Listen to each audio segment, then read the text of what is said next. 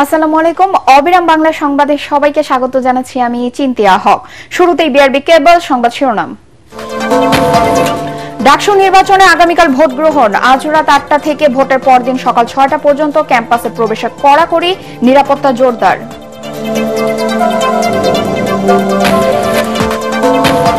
উৎসবমুখর পরিবেশে ডাকসুর ভোট আয়োজনের নির্দেশনা প্রধান উপদেষ্টার।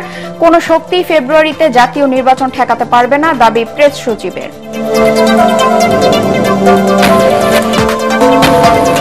জাতীয় নির্বাচন নিয়ে শঙ্কা দেখছে না বিএনপি। ঠাকুরগাঁওয়ে জেলা বিএনপি সম্মেলনস্থল পরিদর্শনে মির্জা ফখরুল। যথাসময়ে নির্বাচন হওয়ার আশা।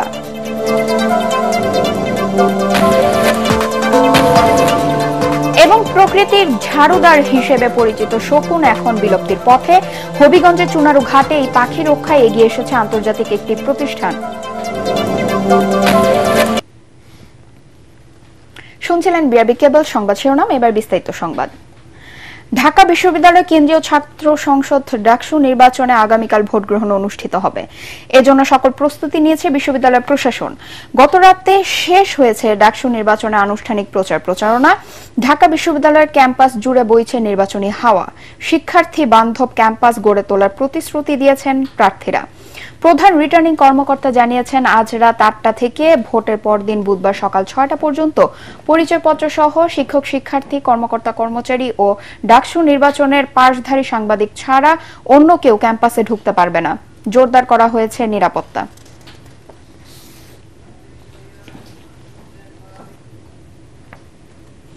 আগামীকাল ডাকসুর ভোট গ্রহণকে কেন্দ্র করে বুথ তৈরি, ব্যালট বাক্স সহ নির্বাচনী সরঞ্জাম প্রস্তুত করছে বিশ্ববিদ্যালয় প্রশাসন। এই মুহূর্তে ঢাকা বিশ্ববিদ্যালয় ক্যাম্পাসে আছেন সহকর্মী আদ্দিন সজীব। এখন আমরা সরাসরি চলে যাচ্ছি তার কাছে।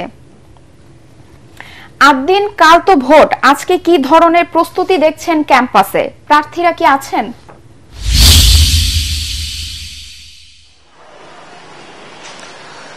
সকাল থেকেই আসলে আপনি জানেন, যেহেতু কালকে ভোট, সেজন্য নির্বাচনী প্রস্তুতিটা সবচেয়ে বেশি সামনে আসে।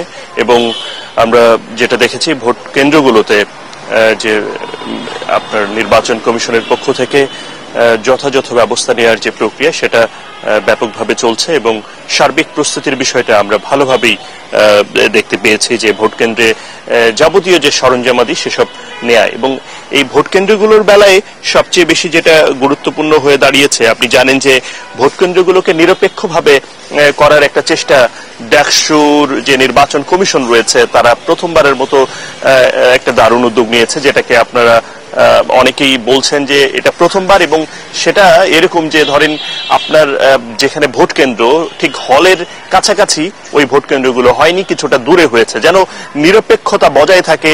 কোন অবস্থাতেই হলের যে শিক্ষার্থীরা রয়েছে তারা তাদের হলের কাছের কোনো কেন্দ্রে ভোট দেওয়ার প্রক্রিয়াতে খুব বেশি যেন বাধাগ্রস্ত করতে না পারে, কিংবা কোনোভাবেই যেন এটা কোনো নিরপেক্ষতার প্রশ্ন না ওঠে। এবং যে বিষয়টাকে অনেক ক্ষেত্রেই অনেকেই সন্তোষ প্রকাশ করছেন এবং মনে করছেন যে এভাবেই এবার যে স্বচ্ছতার বিষয়টা আরো অনেক বেশি আসে।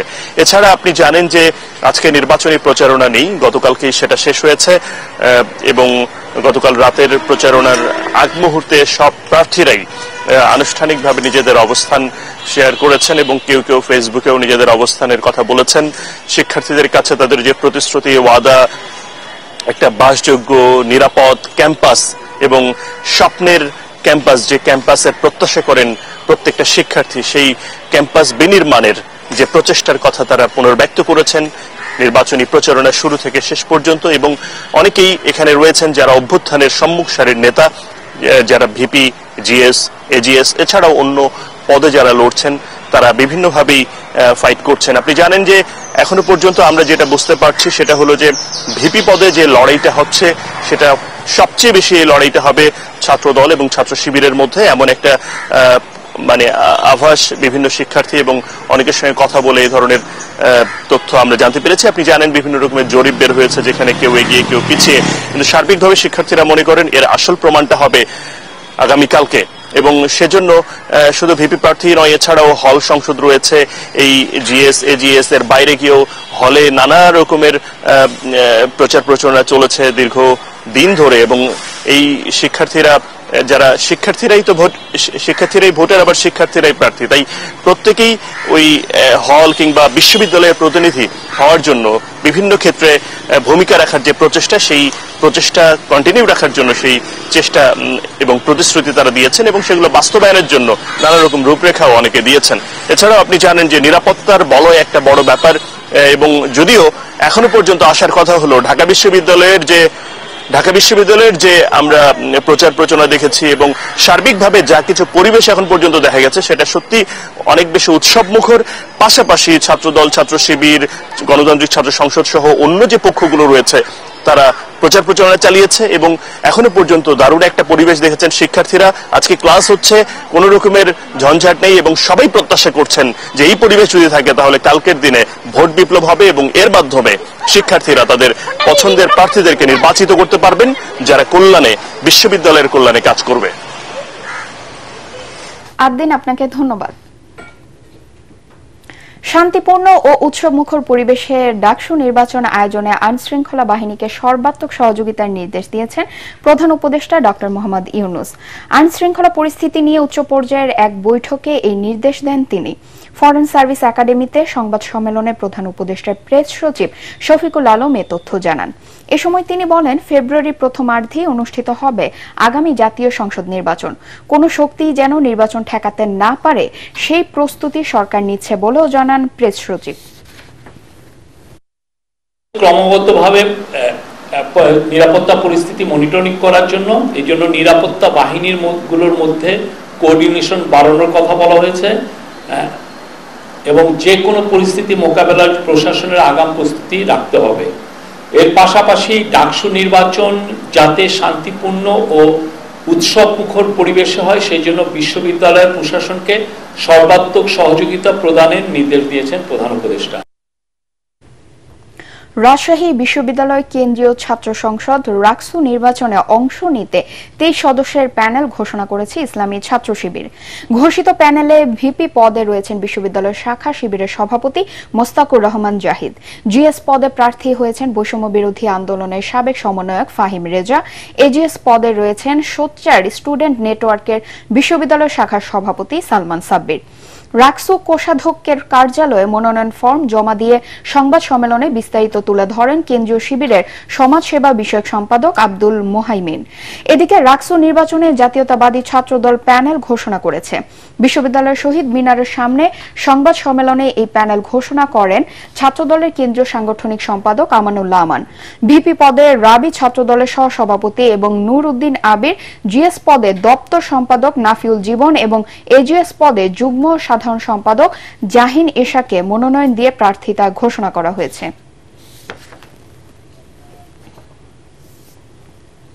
জাতীয় নির্বাচনে কোনো শঙ্কা নেই, তবে কিছু ব্যক্তি ও রাজনৈতিক দল শঙ্কা তৈরির অপচেষ্টা করছে বলে মন্তব্য করেছেন বিএনপি মহাসচিব মির্জা ফখরুল ইসলাম আলমগীর। বলেন, নেতাকর্মীদের ওপর আওয়ামী লীগের দমনপীড়ন ও নির্যাতনের কারণে গত 15 বছর সম্মেলন করতে পারেনি বিএনপি। গতরাতে ঠাকুরগাঁও জেলা স্কুল বড় মাঠে জেলা বিএনপির সম্মেলনস্থল পরিদর্শনে এসে সাংবাদিকদের কথা বলেন তিনি। এ সময় মির্জা ফখরুল আরও বলেন, যথাসময়েই গ্রহণযোগ্য নির্বাচন অনুষ্ঠিত হবে।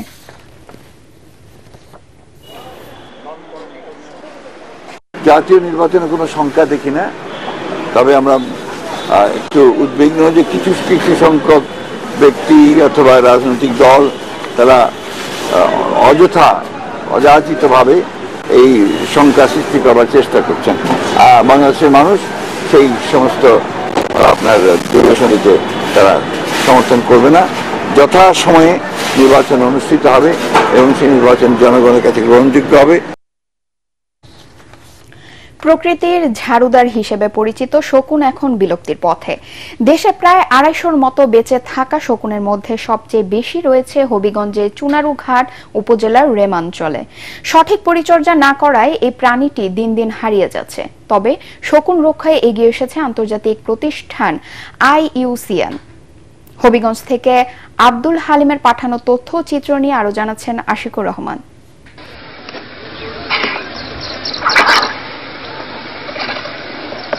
একসময় দেশের সর্বত্রই ছিল শকুনের বিচরণ। ময়লা ও উচ্ছিষ্ট খেয়ে পরিবেশ রক্ষাই ছিল এদের মূল কাজ। কিন্তু পশু চিকিৎসায় ডাইক্লোফেনাক সোডিয়াম ও কিটোপ্রোফেন জাতীয় ওষুধের ব্যবহারে এই পাখিটি এখনও বিলুপ্তির পথে। বর্তমানে দেশে প্রায় ২৫০'র মতো শকুন আছে, যার মধ্যে সবচেয়ে বেশি রয়েছে হবিগঞ্জের চুনারুঘাট উপজেলার রেমা বনাঞ্চলে। এর মধ্যেও অবাধে বনাঞ্চল উজাড় করায় হারিয়ে যাচ্ছে শকুন। স্থানীয়রা বলছেন, IUCN এর অনুপস্থিতি ও খাবার না দেয়াই শকুন হারিয়ে যাওয়ার আরো একটি প্রধান কারণ। রেমাকালেঙ্গা বন্যপ্রাণী অভয়ারণ্য শকুনের একটা প্রজেক্ট আছে, আমরা তো এটা চাই সবসময় শকুন প্রজন্ম থাকাটা ভালো। গ্রামে গঞ্জে যখন গরু মারা যাইতো, শকুনে না খাইলে এটা পয়সা দুর্গন্ধ ছড়াইতো, বিভিন্ন রোগ ব্যাধি মানুষের মধ্যে ছড়িয়ে যাইতো। এই অবস্থায় শকুন রক্ষায় এগিয়ে আসছে international union for conservation of nature IUCN নামের একটি প্রতিষ্ঠান। শকুন সংরক্ষণে বন্যপ্রাণী আইন 2012 অনুযায়ী দেশের 2টি বনাঞ্চলে শকুনের জন্য নিরাপদ এলাকা ঘোষণা করা হয়েছে। এর মধ্যে রেমা আর অন্যটি সুন্দরবন। পরিবেশ থেকে অনেক গাছপালা, মানুষের বসত বাড়ির গাছপালা, শিমুল গাছে, বড় বড় শিমুল গাছে শকুন বসত, সেই শিমুল গাছগুলো এখন আর দেখা যায় না। শিল্পায়নের এই যুগে আমাদের প্রকৃতি থেকে যে অনেক কিছু হারিয়ে যাচ্ছে, সেই হারিয়ে যাওয়া আরেকটি আমাদের প্রাণী, আমাদের একটা পাখি, ন্যাচারাল স্ক্যাভেঞ্জার, তাকে আমরা আবার প্রকৃতিতে ফিরিয়ে আনতে পারবো। দ্বিতীয়, এই ম্যানগ্রোভ ফরেস্টের মতো আমাদের রেমাকালেঙ্গা যে বন আছে, সেই বনে শকুন সহ অন্যান্য প্রাণীদের জীবন এবং জীববৈচিত্র্য রক্ষার জন্য করণীয় নির্ধারণ করে সে অনুযায়ী কাজ করার। শকুন রক্ষায় সরকারের পাশাপাশি সামাজিক উদ্যোগ জরুরি বলে মনে করছেন তারা। Bureau report, ATN Bangla. নারায়ণগঞ্জের ফতুল্লায় প্রতিপক্ষে ছুরিকাঘাতে স্থানীয় কিশোর গ্যাং লিডার নাহিয়ান আজম ইভান নিহত হয়েছেন। গতরাত 9টার দিকে ফতুল্লার ইসদাইর এলাকায় ওসমানী স্টেডিয়ামের কাছাকাছি স্থানে ইভানকে ছুরিকাঘাত করা হয়। নিহত ইভান সদর উপজেলার ফতুল্লা থানাধীন ইসদাইর সুগন্ধা আবাসিক এলাকার জামাই বাবুর ছেলে। ফতুল্লা মডেল থানার ভারপ্রাপ্ত কর্মকর্তা শরীফুল ইসলাম বিষয়টি নিশ্চিত করে জানান, ইভানের বিরুদ্ধে হত্যা, ছিনতাই, চাঁদাবাজি, মাদক ব্যবসায়, ইফটিজিং ও কিশোর গ্যাংয়ের নেতৃত্ব প্রদান সহ বিভিন্ন সন্ত্রাসী কর্মকাণ্ডের অভিযোগে ফতুল্লা থানা সহ বিভিন্ন থানায় বেশ কয়েকটি মামলা রয়েছে। নিহতের মরদেহ বর্তমানে ঢাকা মেডিকেল কলেজ হাসপাতালে মর্গে পাঠানো হয়েছে। হত্যাকাণ্ডের কারণ উদ্ঘাটন ও জড়িতদের গ্রেফতারের চেষ্টা চলছে। এবারে খেলার খবর।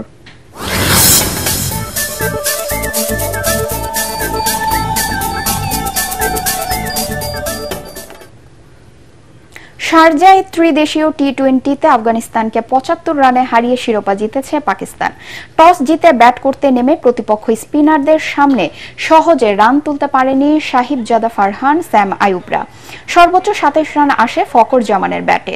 এছাড়া 25 রান করেন মোহাম্মদ নওয়াজ। তাতে 8 উইকেটে 141 রানের পুঁজি পায় সালমান আগার দল।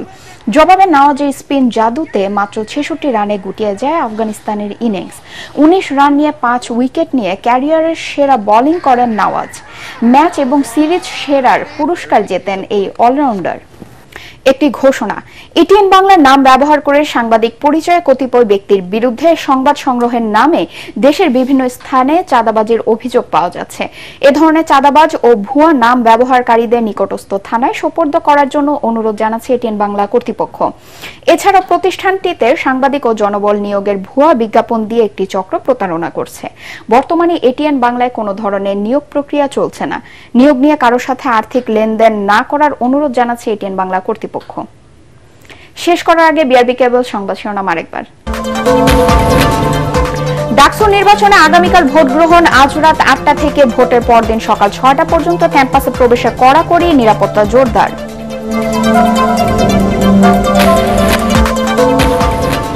উৎসবমুখর পরিবেশে ডাকসুর ভোট আয়োজনের নির্দেশনা প্রধান উপদেষ্টার। কোন শক্তি ফেব্রুয়ারিতে জাতীয় নির্বাচন ঠেকাতে পারবে না, দাবি প্রেস সচিবের। জাতীয় নির্বাচন নিয়ে শঙ্কা দেখছে না বিএনপি। ঠাকুরগাঁওয়ে জেলা বিএনপি সম্মেলনস্থল পরিদর্শনে মির্জা ফখরুল। যথাসময়ে নির্বাচন হওয়ার আশা।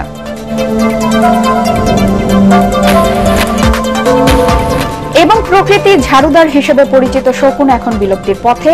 হবিগঞ্জের চুনারু ঘাটে এই পাখি রক্ষায় এগিয়ে এসেছে আন্তর্জাতিক একটি প্রতিষ্ঠান।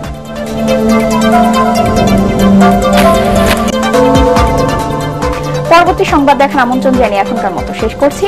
এটিএন বাংলা সংবাদ ইউটিউবে দেখতে ব্রাউজ করুন youtube.com/ATN Bangla News। ধন্যবাদ সবাইকে।